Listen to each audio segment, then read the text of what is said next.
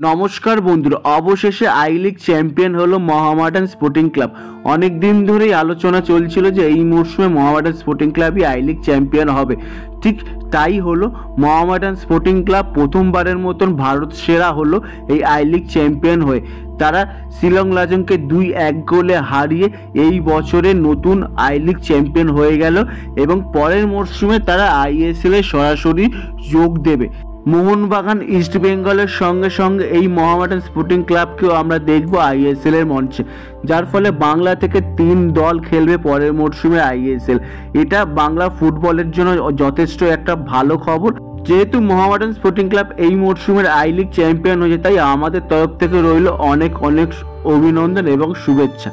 এই ম্যাচটাই Mohammedan sporting club নেমেছিল মাত্র 1 পয়েন্টের লক্ষ্যে, তার কারণ 1 পয়েন্ট পেলেই মোহামেডান স্পোর্টিং ক্লাব এই বছরের মতন আই লিগ চ্যাম্পিয়ন হয়ে যেত। সেই জায়গায় দাঁড়িয়ে মোহামেডান স্পোর্টিং ক্লাব সম্পূর্ণ 3 পয়েন্ট নিয়ে কলকাতায় ফিরছে আই লিগ ট্রফিটা নিয়ে, যার ফলে মোহামেডান স্পোর্টিং ক্লাবের এই পুরো মরশুমটা একটা স্বপ্নের মতন গেছে। প্রত্যেকটা ম্যাচ ধরে ধরে খেলেছে এবং এই 2024 সালে প্রথম ম্যাচেই তারা হেরে গিয়েছিল, তারপরে তারা আবার খুব সুন্দরভাবে কামব্যাক করেছে এই আই লিগে। অনেক দিন ধরে জাতীয় স্তরে মোহামেডান স্পোর্টিং ক্লাবের কোনো ট্রফি ছিল না, যার ফলে এই ট্রফিটা পাওয়ার জন্য মরিয়া হয়ে গেছিল এবং যেহেতু আই লিগ চ্যাম্পিয়ন হলেই পরের মরশুমে তারা আইএসএল এ চলে যাবে, তাই সেই একটা বেদনা ছিল যে মোহনবাগান ইস্ট বেঙ্গল আইএসএল খেলছে কিন্তু মোহামেডান স্পোর্টিং ক্লাব খেলতে পারছে না, যার ফলে সেইটাও একটা কাজে দিয়েছে মোহামেডান স্পোর্টিং ক্লাবের ছেলেদেরকে, যার ফলে প্রত্যেকটা ম্যাচ তারা ধরে ধরে খুব সুন্দরভাবে ম্যাচগুলোকে বার করেছে এবং এই বছরের নতুন আই লিগ চ্যাম্পিয়নও হয়েছে এই মোহামেডান স্পোর্টিং ক্লাব।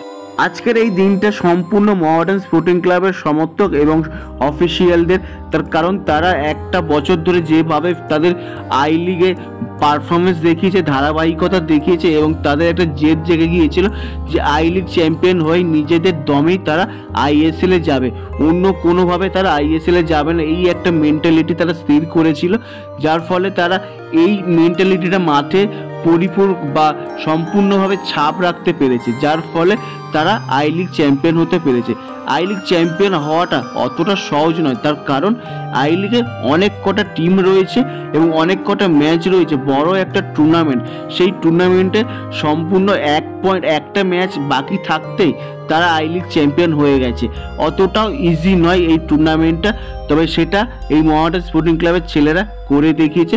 এর জন্য অনেক অনেক অভিনন্দন এই মোহামেডান স্পোর্টিং ক্লাবের ফুটবলার, অফিসিয়াল এবং কোচ সাপোর্ট স্টাফদের। 2019-20 মরশুমে আই লিগ চ্যাম্পিয়ন হয়ে মোহনবাগানও আইএসএল এ চলে এসেছিল, যদিও তারা এটিকের সঙ্গে মার্চ করেছিল।